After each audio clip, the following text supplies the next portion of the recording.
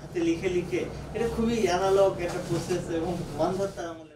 ভূমি অফিসে নাগরিক সেবার মান উন্নয়ন ও দুর্নীতি রুখতে সদর উপজেলা ভূমি অফিস পরিদর্শন করেছেন বৈষম্য বিরোধী ছাত্র আন্দোলন যশোরের সমন্বয়করা। বৃহস্পতিবার বিকেলে সমন্বয়কদের একটি দল সদরের সহকারী কমিশনার মাহমুদুল হাসানের সাথে সৌজন্য সাক্ষাৎ করেন। এ সময় ঘুষ ও দুর্নীতি সহ 9টি বিষয় সম্পর্কে জানতে চান তারা। বৈষম্য বিরোধী ছাত্র আন্দোলন যশোরের সমন্বয়করা জানান, যশোরকে সম্পূর্ণভাবে দুর্নীতিমুক্ত জেলা হিসেবে গড়তে শিক্ষার্থীরা নিরলস কাজ করে যাচ্ছেন। তারই ধারাবাহিকতায় এসিল্যান্ডের সাথে সৌজন্য সাক্ষাৎ করেছেন। এ সময় ভূমি অফিসের ঘুষ দুর্নীতি বন্ধ সহ নাগরিক সেবার মান কিভাবে উন্নত করা যায় সে বিষয়ে কথা হয়।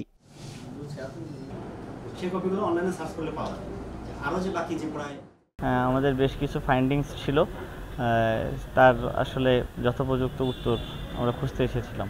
তার ভিতরে কিছু কিছু প্রশ্ন, বেসিক প্রশ্ন ছিল যেগুলো সাধারণত আমাদের জনগণরা ফেস করে, যে প্রশ্নগুলো বা ভূমি সংক্রান্ত যে ব্যাপারগুলো ফেস করে সেগুলো আসলে এসিল্যান্ড সাহেব যিনি আছেন ওনার কাছে আমরা কিছু প্রশ্ন রেখেছিলাম। তার ভিতরে যে চলতি অর্থ বছরের কেসের সংখ্যা আর নিষ্পত্তি সংখ্যা নিয়ে একটা বড় পার্থক্য আছে। তারা বটলনেক সিনড্রোমে আছে, মানে চাপ প্রেশার অনেক বেশি, কাজের প্রেশার, বাট তারা রিলিজ করতে পারতেছে না এখন।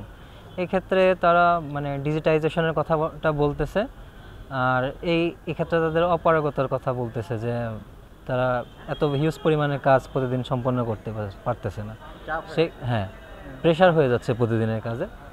এখন এইটা আমরা চাই যে যদি সম্ভব না হয় তারা তাদের হায়ার অথরিটিকে জানাবে, কিন্তু কোনোভাবে যাতে জনগণ ভোগান্তির শিকার না হয়, আমাদের এটা হচ্ছে চাওয়া। আর এই ক্ষেত্রে আমরা পুরোপুরি আর কি বিষয়টাতে সন্তুষ্ট হতে পারিনি। যে মধ্যস্থতাকারী কিছু ব্যক্তির কথা, যে তৃতীয় পার্সন, এই জায়গায় যদি ছাত্র জনতা কাজ করতে পারে, আমার মনে হয় আমরা অবশ্যই একটা প্ল্যান করব, অতি দ্রুতই এই মানুষের এই দুর্ভোগ কমানোর জন্য একটা ব্যবস্থা করার চেষ্টা করবো আমরা। এদিকে এসিল্যান্ড জানিয়েছেন, ভূমি অফিসের সকল কার্যক্রম ডিজিটালাইজেশন না হওয়া পর্যন্ত সাধারণ মানুষের দুর্ভোগ কমবে না।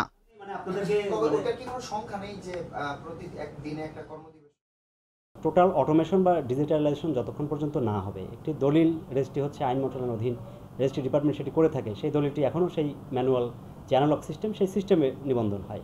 এই নিবন্ধনটি যদি অনলাইনে রিয়েল টাইম করা যেত এবং ব্যাংকের মতো যদি ক্রেডিট ডেবিট এই সিস্টেমটি করা যেত, তাহলে কিন্তু খুব স্বল্প সময়ে দলিল রেজিস্ট্রি হয়ে যেত।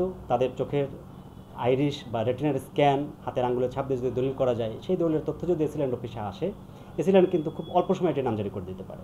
একটা লোকের যখন 3বার বোঝানোর পরে যখন না বোঝে, চতুর্থবার কিন্তু আসলে তারপরেও